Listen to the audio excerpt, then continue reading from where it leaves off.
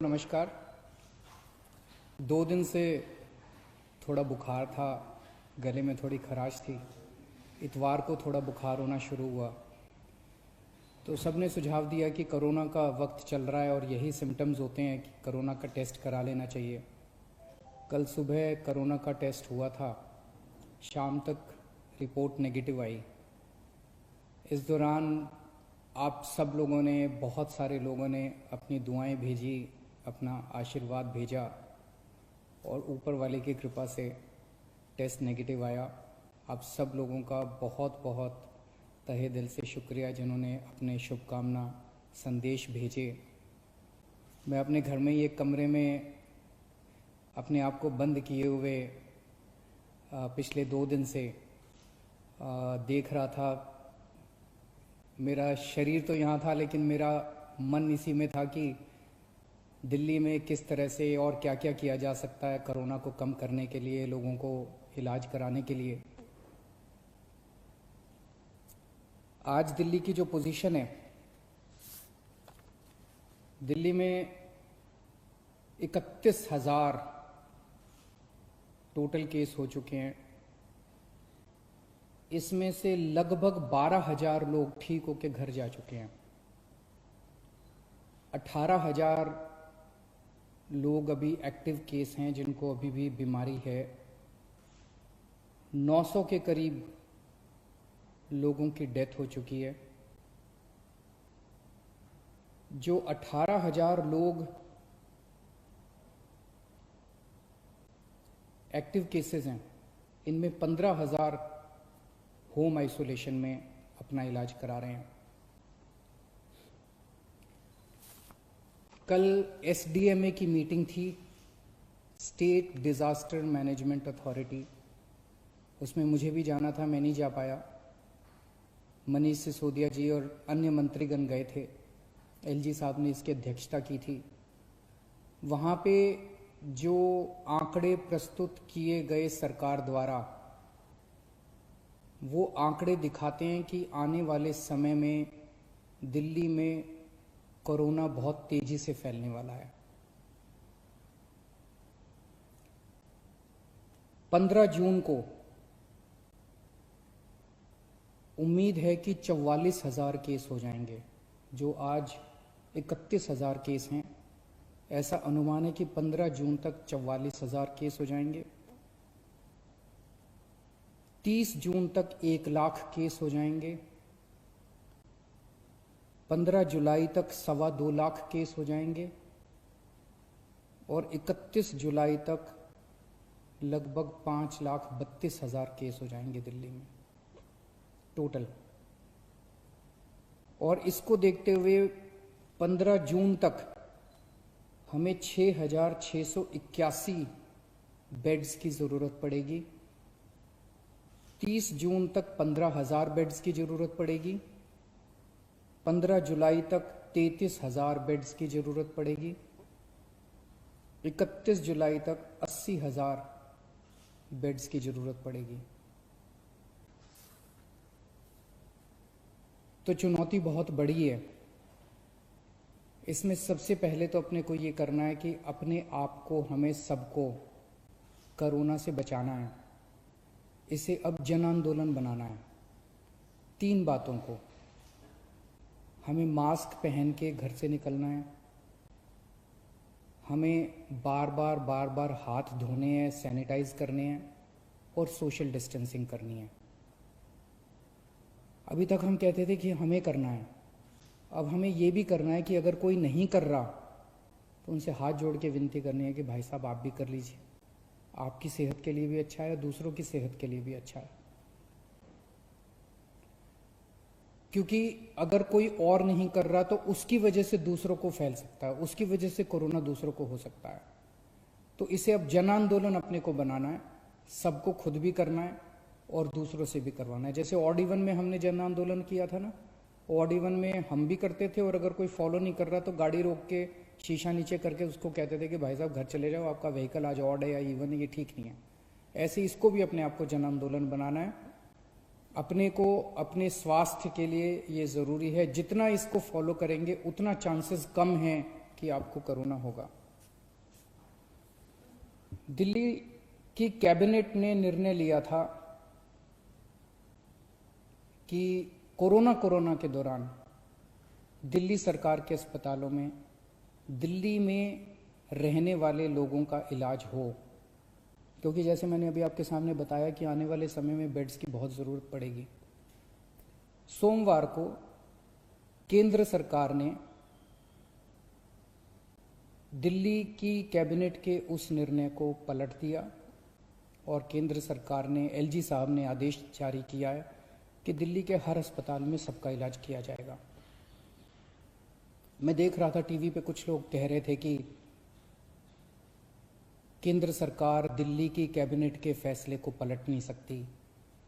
LG साहब के पास दिल्ली के फैसले को, दिल्ली में चुनी हुई सरकार है, अभी कुछ महीने पहले चुनाव हुए थे जिसमें 62 सीट आई थी। दिल्ली की चुनी हुई सरकार के कैबिनेट के निर्णय को एलजी साहब या केंद्र सरकार पलट नहीं सकते। कुछ लोग ऐसा कह रहे थे। कुछ लोग कह रहे थे कि दिल्ली में खुद इतने सारे केस हो रहे हैं, दिल्ली के लोगों को खुद इतने बेड्स की ज़रूरत पड़ेगी। मेरा अब ये कहना है, केंद्र सरकार ने निर्णय ले लिया, एलजी साहब ने आदेश पारित कर दिया। ये समय असहमतियों का समय नहीं है, ये समय एक दूसरे से डिफर करने का समय नहीं है। अब जो निर्णय हो गया केंद्र सरकार का, एलजी साहब ने जो आदेश दे दिया उसको लागू किया जाएगा। एलजी साहब के आदेश को अक्षरशः लागू किया जाएगा, केंद्र सरकार के निर्णय को लागू किया जाएगा। अब इस पे कोई असहमति नहीं करनी, अब इस पे कोई वाद विवाद नहीं करना, अब इस पे कोई लड़ाई झगड़ा नहीं करना। ये सब लोग, मैं जितने सरकार के अंदर भी हैं, जितने पार्टी के लोग हैं, मैं सबको मैसेज देना चाहता हूं कि एलजी साहब के आदेश को लागू किया जाएगा, केंद्र सरकार के निर्णय को लागू किया जाएगा। चुनौती है, बहुत बड़ी चुनौती है, अभूतपूर्व चुनौती है। जैसा मैंने कहा, 15 जुलाई को दिल्ली में 33,000 बेड्स की जरूरत पड़ेगी दिल्ली वालों के लिए।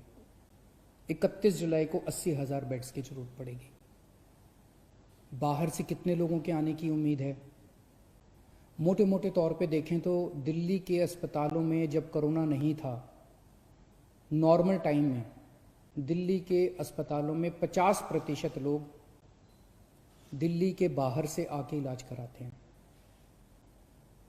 तो अगर वो अभी माना जाए तो जितने बेड्स हमें दिल्ली के लोगों के लिए चाहिए, उतने ही बेड हमें दिल्ली से बाहर से आने वाले मरीजों के लिए, हमारे भाई बहनों के लिए चाहिए होंगे। तो 15 जुलाई को दिल्ली के वालों के लिए 33,000 बेड चाहिए, तो सारे मिला के बाहर वाले भी अगर मिलाएंगे तो 65,000 बेड्स की जरूरत पड़ेगी। और 31 जुलाई को 80,000 बेड अगर दिल्ली वालों के लिए चाहिए तो लगभग 1.5 लाख टोटल बेड्स की ज़रूरत पड़ेगी। बहुत ज़्यादा बड़ी चुनौती है, आसान काम नहीं है। लेकिन इतना मैं कह सकता हूँ कि हम पूरी कोशिश करेंगे, तन मन धन जो बन सकेगा। ये हमारी जिम्मेदारी भी है और ये सेवा का काम है। मैं खुद निकलूँगा, कल से परसों से मैं खुद ज़मीन पे उतरूँगा, मैं खुद जाके स्टेडियम्स को, बैंक्वेट हॉल्स को, होटल्स को तैयार करवाएंगे। हम लोग जितना ज़्यादा से ज़्यादा हो सकेगा हम कोशिश करेंगे। मैं बस इतना कह सकता हूँ कि हमारी कोशिशों के अंदर ईमानदार कोशिश होगी और पूरी कोशिश होगी, कोई कमी नहीं होगी। लेकिन ये विपदा इतनी बड़ी है, ये मुसीबत इतनी बड़ी है, मानव जाति के इतिहास में शायद इतनी बड़ी विपदा कभी नहीं आई। हमारे काम में 100 कमियां रह सकती हैं, लेकिन हमारी नीयत में और हमारी कोशिश में आपको कमी नज़र नहीं आएगी। मैं पड़ोसी राज्यों से भी, वहाँ की सरकारों से भी निवेदन करता हूँ, अपील करता हूँ कि वहाँ समुचित व्यवस्था करें अपने अपने बेड्स के लिए और मरीजों के लिए। कर भी रहे होंगे, मैं किसी को दोष नहीं निकालना चाहता, कर भी रहे होंगे ताकि कम से कम लोगों को दिल्ली आने की ज़रूरत पड़े। इस दौरान मैं देख रहा था कि मीडिया वाले बहुत अच्छा काम कर रहे हैं। मैं मीडिया को सैल्यूट करना चाहता हूँ, मैं मीडिया को साधुवाद धन्यवाद देना चाहता हूँ। आपने हमारी जो जो कमियां रह जाती हैं, आप रोज़ हमारी कमियां बताते हैं और वो कमियां हमें सीखने का एक मौका देती हैं। आपने हमारे ऐप में इतनी सारी कमियां बताई, उन कमियों को पिछले एक हफ्ते के अंदर हमने काफ़ी दूर किया है। अभी भी कुछ कमियां हो सकती हैं, आप प्लीज़ हमें ज़रूर बताइएगा। काफ़ी कमियों को ऐप में दूर किया, लेकिन अभी भी जो कमियां हो हमें ज़रूर बताइएगा। मैं देखता हूं कि लगभग हर चैनल पे कुछ पेशेंट्स को या पेशेंट्स के रिश्तेदारों को, दोस्तों को, वो किस तरह से बताते हैं कि कई अस्पतालों में गए, मैं पहले इस अस्पताल में गया, मैं इस अस्पताल में गया, मैं इस अस्पताल में गया, मुझे इलाज नहीं मिला, मुझे बेड नहीं मिला। मैं सोच रहा था कि टोटल कितने 10, 12, 15 चैनल होंगे।